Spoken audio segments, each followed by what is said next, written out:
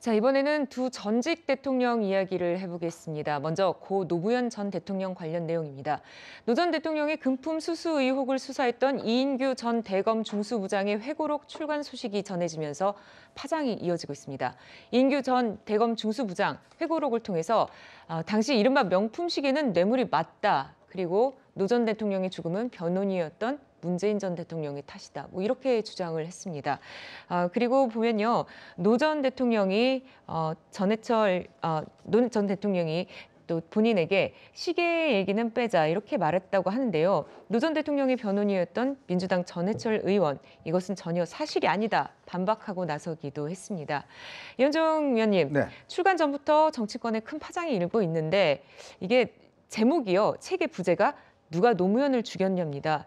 여기 본인의 책임이 없다라는 걸 강조하고 싶었을까요? 아니면 왜 노무현 대통령을 이렇게 했을까요? 그러니까 이인규 전 중수부장이 이제 이 책을 낸 게 일단 올해 2월 달에 노무현 전 대통령 관련된 공소시효가 다 만료가 됐습니다. 네. 그리고 그동안 노무현 전 대통령의 어떤 죽음을 몰아간 것은 검찰이었다. 라는 게 그동안 민주당의 주장이었거든요. 예. 그러니까 본인은 그동안 그 법무법인에 있다가 거기서도 좀 나가달라고 그래서 네네. 미국에 있다가 이제 들어왔어요. 그렇죠. 그러니까 본인 입장에서는 나는 검찰로서 수사를 했을 뿐이고 실제로 그 당시에 노 전 대통령의 죽음에 직접적으로 했던 것은 바로 문재인 변호사였다. 왜냐? 본인 의견 산정 안 됐다. 그리고 어떤 결정적 순간에 옆에 있지 않았다. 이제 그런 이야기를 본인이 당시의 경험들을 회고록으로 적은 겁니다. 그렇기 때문에 이제 본인은 이 회고록을 통해서 그 노무현 대통령을 극단적으로 몰아간 것은 검찰이 아니라 실제로 당시에 아무런 변호 활동을 하지 않았던 사람들의 잘못이라는 게 첫 번째고요. 두 번째는 네. 예, 지금도 뭐 논두렁 시계라는 문제가 있죠. 지금 예, 이제 그렇죠. 그 민주당 측에서는 이거 가짜 뉴스다라고 이야기를 하고 있습니다. 그런데요, 문제는 시계는 있다는 사실입니다. 즉 피아제라는 아주 명품 시계는 당시에 있다라는 사실을 이야기를 하고 있습니다. 네. 그런데 그거를 망치로 깼느냐, 아니면 논두렁에 버렸느냐 이런 문제지. 지금 전해철 의원이 이야기하는 게 다 거짓이다 이야기를 하는데 저는 그런 이야기 했으면 좋겠어요. 지금 이인규 전 중수부장은 본인이 당시에 수사했던 내용, 그 수사 당시에 노무현 전 대통령과 나눴던 이야기, 이거를 지금 팩트로서 이야기를 전달하고 있습니다. 당시에 노 전 대통령이 그 시계는 좀 뺍시다, 쪽팔리잖아요. 뭐 이렇게 이야기했다는 거 아니에요? 네. 그러면 저는 친노 측에서도 이 관련된 노무현 재단 측에서도 그럼 뭐가 사실이 아닌지를 이야기를 해야 될 겁니다. 무조건 이거 거짓 뉴스다 이게 아니라 지금 이인규 지금 중수부가 이야기했던 시계 문제라든지 당시 문재인 변호사의 활동 문제라 이거 제기된 문제에 대해서 논두렁 시계 자체가 가짜인지 아니면 시계는 진짜인데 논두렁이 아닌 것인지 등등 이 문제에 대한 진실을 이야기를 해야 되는데 그런 팩트들한테 대견 없고 무조건 가짜 뉴스다 이야기하면 저는 별로 설득력이 없다고 보거든요. 그러니까 이 이인규 전 중수부장이 본인이 이야기했듯이 그러면 이쪽 노무현 재단이나 전해철 의원 쪽에서는 이거는 사실이 아니다. 라고 저는 이야기를 지금부터 해야 된다 이런 생각이 듭니다. 네, 최진봉 교수님. 예. 보면요, 좀 이인규 변호사의 얘기는 이렇게 본인이 이렇게 수사를 했다라고 하고 있고요. 또 전해철 의원은 아니다라고 얘기하고 있고, 또 문 전 대통령이 변호인으로서 역할을 못했다라는 이인규 변호사의 또 주장도 있어요. 어떻게 보십니까? 그건 이인규 변호사의 개인 생각인 거죠. 뭐 자기가 생각을 모르겠어요. 그러니까 왜 이 책을 쓰려고 했는지도, 그러니까 시점 자체는 사실은 이제 공소시효가 다 만료되니까 법적 처벌을 피하면서 쓰는 거잖아요. 근데 수사한 검사가 본인의 검사로서의 수사한 내용들을 알고 있는 거지, 변호인들이 어떻게 조력을 했는지, 변호사가 어떻게 역할을 했는지 그걸 다 어떻게 알 수 있죠? 저는 잘 이해를 못하겠습니다. 어떤 관점에서 본인이 그렇게 봤는지는 제가 모르겠고요. 그러면 문재인 전 대통령께서 변호인을 하면서 어떤 역할을 했는지 모르잖아요. 변호인단이 꾸려지면 물론 검찰 조사에 같이 가는 사람도 있을 수 있고 아니면 다른 조력을 했을 수도 있는 거 아니겠어요? 그러니까 지금 뭐 문재인 전 대통령 측에서 아무 얘기를 안 하고 있으니까 제가 뭐라고 명확하게 말씀을 드릴 수는 없지만 본인의 주관적 판단을 가지고 다른 어떤 사실에 대해서 그렇다고 사실적으로 얘기하면 안 돼요. 그건 모르는 거잖아요. 변호인의 조력이라고 하는 것이 단순히 검찰 조사에 같이 가는 것만이 변호인의 조력은 아닌 거 아니겠어요? 근데 뭐 변호를 제대로 안 했다고 얘기하는 것 자체가 저는 문제라고 보여지고요. 예. 물론 이제 논두렁 시계 문제도 시계는 존재하는 걸로 보여져요. 저는 개인적인 생각입니다. 그러나 그것이 어떤 방식으로 어떻게 처리되는지 하는 부분에 있어서는 의견이 있는 건데 그걸 본인이 자기네 주장만 가지고 저렇게 주장하는 것도 저는 문제라고 봐요. 물론 본인이 쓴 책이니까 본인이 책임을 지겠죠. 그러나 저 내용은 검찰이라고 하는 곳에서 일을 했던 사람이 본인의 관점에서 봤던 걸 쓰는 거예요. 재판도 이루어지지 않았고 이 수사 예. 과정이 중간에 중단이 됐지 않습니까? 그렇죠. 그럼 검찰의 시각에서는 죄가 있다고 수사를 하겠지만 변호인의 시각에서는 죄가 없다고 얘기하는 거 아닙니까? 그러면 재판을 해가지고 최종 결과가 나오지 않은 내용에 대해서 마치 죄가 있는 것처럼 저렇게 몰아가는 것도 저는 문제라고 생각해요. 그리고 검사가요, 공직에 있으면서 본인이 개인적으로 수사했던 내용들을 이렇게 밝혀도 되는 겁니까? 아니 이게 뭐 정말 이게 국가에 무슨 위해를 가한다거나 아니면 위법적인 요소가 있다거나 이러면 모르겠어요. 아니 돌아가신 고인에 대해서 본인의 생각만 가지고서 검찰의 수사 내용만 일방적으로 공개를 해버리면 그럼 반대 입장은 전혀 지금 개진이 안 되고 있지 않습니까? 물론 이제부터 뭐 반대 입장을 얘기하겠지만 저런 식으로 하는 것 저는 맞지 않다고 생각합니다.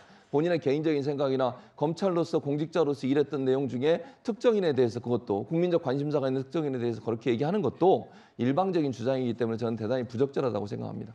네, 이렇게 회고록 내용이 알려지면서 친노 친문 인사들은 노무현 전 대통령을 2번 죽이는 행태라고 격앙된 반응을 내놨습니다.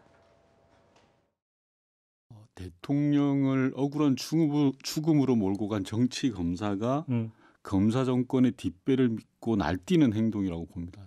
노무현 대통령을 2번 죽이는 것이고요. 정치 검사의 일방적 주장일 뿐이다.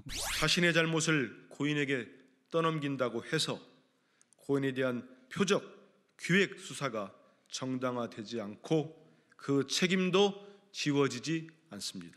확인할 수 없는 일방적 주장으로 항변할 수 없는 고인을 엿보이는 것은 부끄러움을 아는 사람이라면 도저히 할 수 없는 일입니다. 네, 노무현 재단 측도 입장문을 내고 고인과 유족을 다시 윽보이려는 2차 가해 행위라고 비판을 했고 또 이것은 확정된 사실이 아닌 일방적 주장에 불과한 책이다라고 했습니다. 박상규 의원님, 당분간 정치권 파장이 계속되겠죠? 네, 뭐 사자의 명예훼손이 되겠죠. 그리고 본인이 대검 중앙수사부장까지 지낸 베테랑 변호사입니다. 이 책이 몰고 올 파장이 어떤 법적 책임이 있는지 분명히 알 거예요. 저도 이 책이 흥미로워서 그 예약 구매 신청을 했는데 그 27일 날 나옵니다. 네. 중요한 내용이 하나 있는데 이거 물론 주장이에요.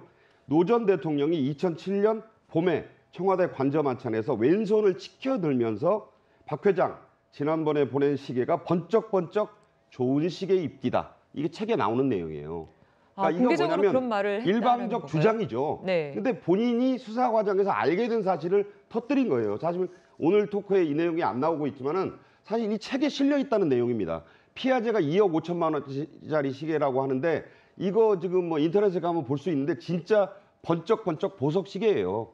자, 사람들은 굉장히 자극적이고 충격적인 내용이기 때문에 이 책을 팔려는 거 아니냐. 네. 근데 본인에 대해서 이 검찰 내부에서도 지금 여러 가지 평가가 엇갈린다고 해요. 예. 이 책이 매우 큰 파장을 몰고 올 거라고 보는데 쪽팔리잖아. 이게 지금 뭐 굉장히 막 해시태그가 붙여서 돌아다니고 있는데 이인규 변호사가 이 공소시효는 지났다지만 이 책을 낸 이유, 정치적이지 않은 해석을 해달라고 했지만 누가 이걸 정치적으로 해석하지 않겠습니까? 상당히 논란이 될 거라고 봅니다.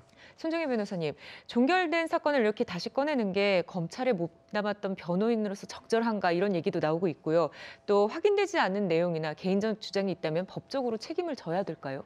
일단 한 가지를 지적하고 싶습니다. 공직자, 수사관, 검사, 경찰 모두 수사의 비밀은 그 퇴임 이후에도 비밀 유지 의무가 있거든요. 그렇다면 네. 그 비밀 유지 의무를 뛰어넘는 공익적인 목적으로 내가 이렇게 출판을 해서 과거 사실을 밝히려는 공익적인 목적이 있는가?